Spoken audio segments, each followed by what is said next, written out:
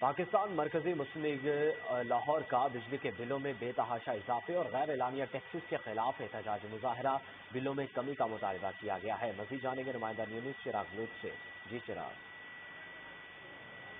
جی، حکومت کی جانب سے بجلی کے بلوں میں بے تحاشا اضافے کی وجہ سے، ٹیکس میں اضافے کی وجہ سے لوگ جو ہیں متراپا احتجاج ہیں۔ مرکزی مسلم لیگ کے رہنما اور ان کے جو کارکنان ہیں وہ بھی لبرٹی چوک کے اندر جو ہے سراپا احتجاج ہیں۔ ان کے ساتھ بات کرتے ہیں، ان کا کیا کہنا ہے کہ جو ٹیکسز نئے لگائے گئے ہیں کس طرح سے وہ ان کا گزارا ہو رہا ہے۔ یہ سر آپ دیکھ رہے ہیں بل جو 1500-1600 والا بل ہے نا، وہ 10,000 کا آیا ہوا ہے۔ عوام کے اوپر بہت بڑا یہ ظلم ہے، اور وزیر اعظم صاحب آپ نے مرنا ہے، آپ نے خدا کے آگے جان دینی ہے۔ یہ بہت بڑا ظلم ہے جی، غریب عوام ہے جس کا پہلے بل 1,000 روپیہ تھا، 1,900 روپیہ تھا، 2,000 تھا، اب اس کا بل 9,000 ہے، 10,000 ہے۔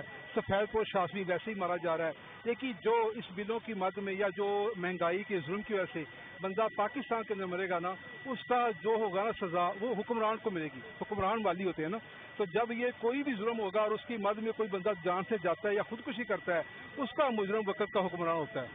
جی، تو آپ نے سنا کہ عوام جو ہے وہ یہ چاہتی ہے کہ جو نئے ٹیکسز لگائیں گے ان کو واپس لیا جائے تاکہ جو عوام کو سکھ کا سانس لینے کا ملے۔ جی ٹھیک ہے۔